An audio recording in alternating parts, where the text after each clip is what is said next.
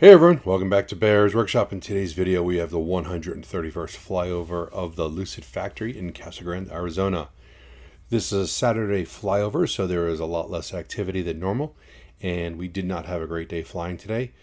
We had issues with our regular remote earlier in the day, and we had to use our replacement, our backup, and the zoom shots are really limited and they are very choppy, very snappy.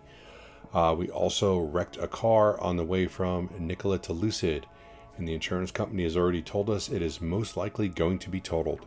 And that was our 2021 Dodge Challenger Scat Pack, and it is going to be dead and buried. That being said, we did a live stream commentary of the Lucid site earlier today, so please check that out if you want to hear the commentary for this video.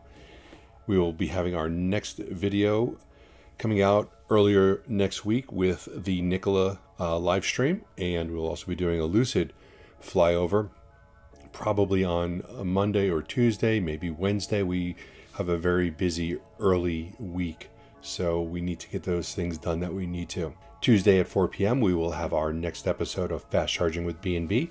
That is with Brian from My Tesla Weekend.